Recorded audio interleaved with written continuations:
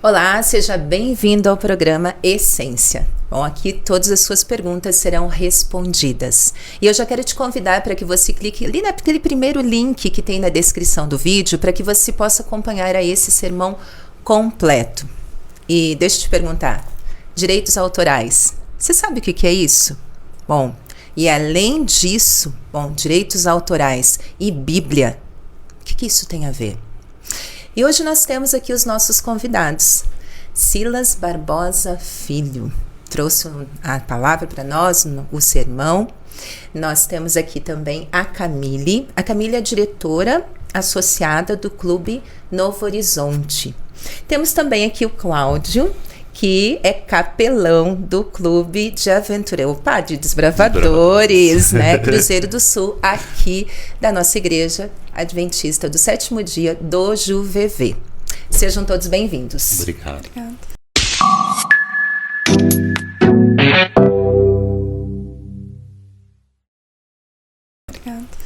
Silas, nós temos aqui algumas perguntas e essas perguntas estão baseadas no seu sermão, né, sobre direitos autorais, também falando sobre ciência.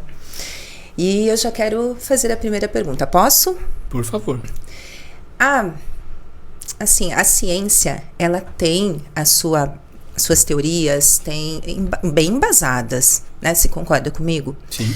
Mas a fé, ela nos deixa no local bem confortável quando a gente fala sobre de onde viemos, como tudo começou. Como é que a gente faz esse meio termo? Existe um meio termo? A ciência, por muito tempo, sempre foi conduzida por homens de Deus. Eu podia falar para você de vários casos, e eu vou citar aqui alguns exemplos de homens absolutamente ilustres na ciência, e todos eles homens de Deus. O primeiro grande caso é Sir Isaac Newton. Newton escreve muito sobre matemática e física, mas Newton escreve também sobre teologia e sobre Bíblia. Ele tem um comentário extraordinário sobre o livro de Daniel e as profecias do Apocalipse.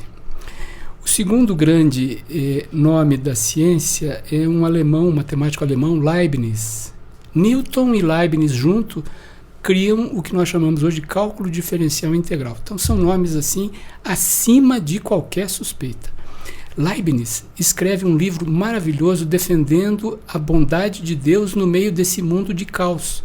E ele chama esse livro de Teodiceia, cunhou a palavra, né? Como explicar a bondade de Deus quando nós estamos cercados pelo caos. Então, em primeiro lugar, é possível, sim, fazer ciência da maior qualidade, como Newton fez, como Leibniz fez, e acreditar na palavra de Deus. Em segundo lugar, a ciência tem contribuído e muito para o avanço, para a melhoria e para a qualidade de vida que temos, mas a ciência naturalista, como a academia gosta de pregar, ela é baseada em hipóteses. E no fim das contas, você tem que escolher em que você vai acreditar. Quando eles dizem que o Big Bang aconteceu há 13,8 bilhões de anos atrás, eu não estava lá, você não estava lá, ninguém estava lá. Não tem vídeo no YouTube. Quando Deus diz que Ele, no princípio, criou o céu e a terra, Gênesis 1, eu também não estava lá, você não estava lá, não tem vídeo no YouTube.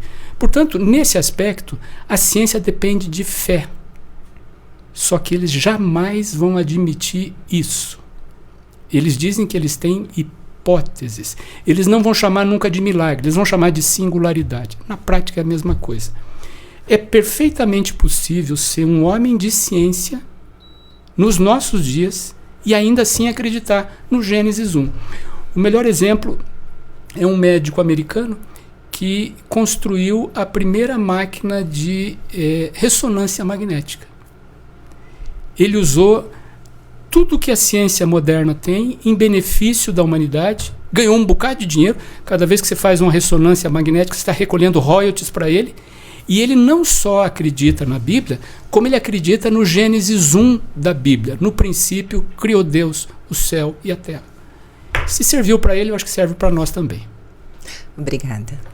Camille.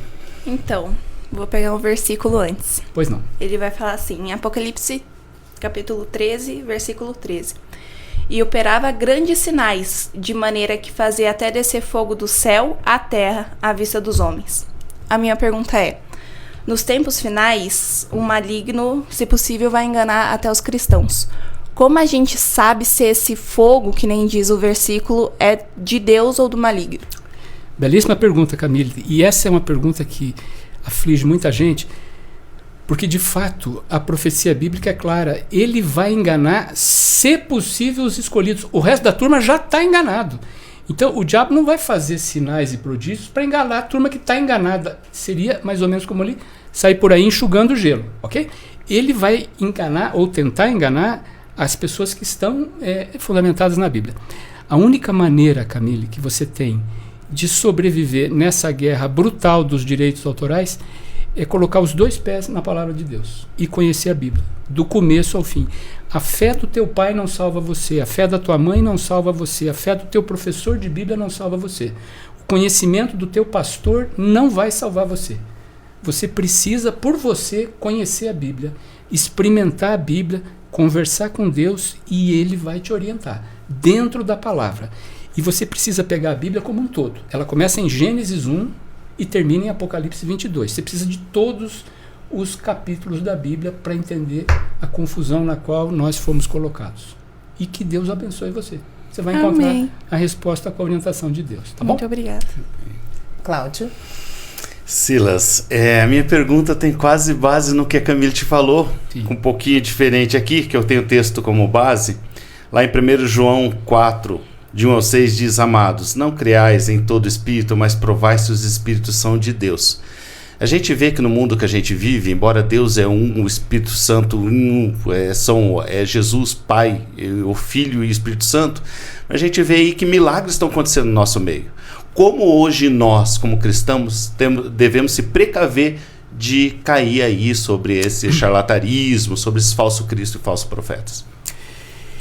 Essa é uma excelente pergunta, Cláudio. O ser humano tem uma loucura por milagres. Os milagres são absurdamente populares. As pessoas fariam filas nesse templo para poder adentrar aqui se nós anunciássemos que estaríamos curando cegos e ressuscitando os mortos, ok?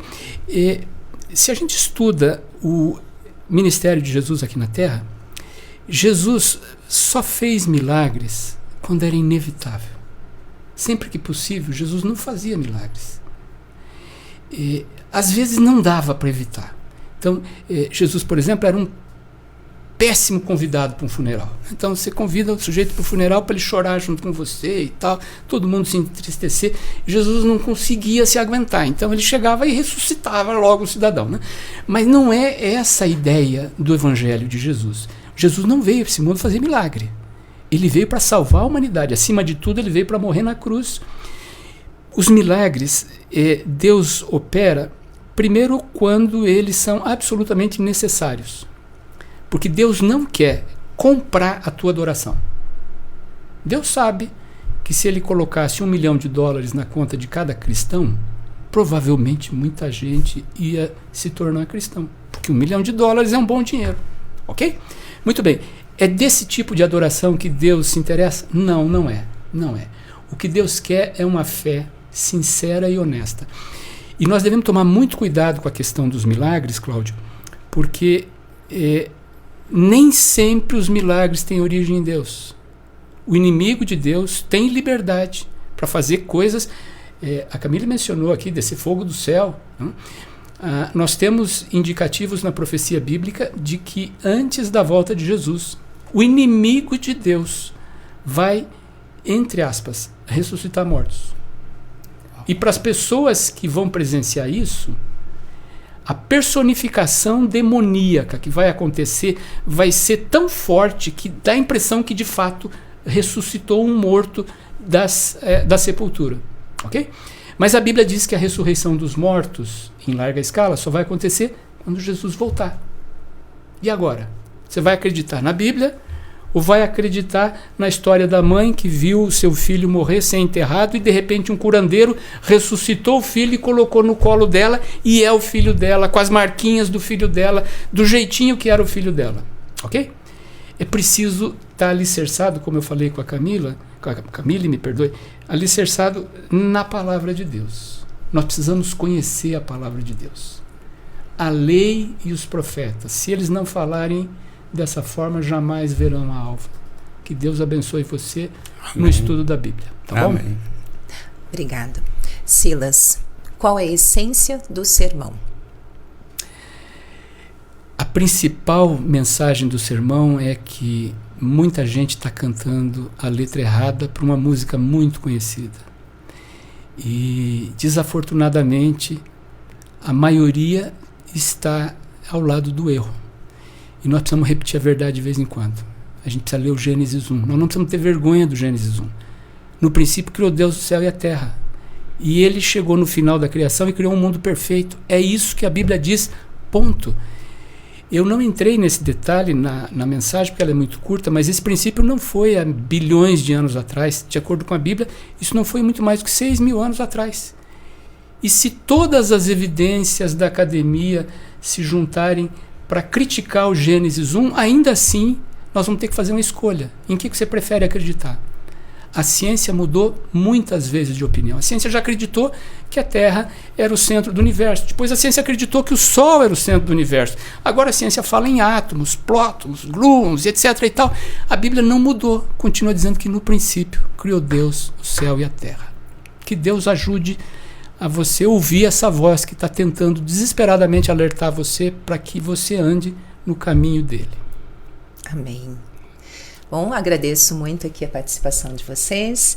E Silas, faz a oração para encerrarmos. Bondoso Deus, muito obrigado pelo sábado que o Senhor nos deu. Obrigado pelo privilégio do convívio com amigos na igreja. Obrigado pela tua palavra que nós podemos ainda estudar com tanta liberdade, nos dizendo claramente qual é o caminho. Amém. Eu oro em especial pelos jovens da tua igreja. Eles estão sendo acossados todas as semanas por professores que tentam convencê-los de que o que está escrito nas Sagradas Escrituras é apenas uma lenda e que isso não tem mais valor hoje. Que o teu Espírito importune esses jovens, que eles não se deixem levar por esse canto de ciência e que a tua misericórdia permita que eles fiquem protegidos do mal. É o que nós te pedimos por Jesus. Amém. Amém. Amém. Amém.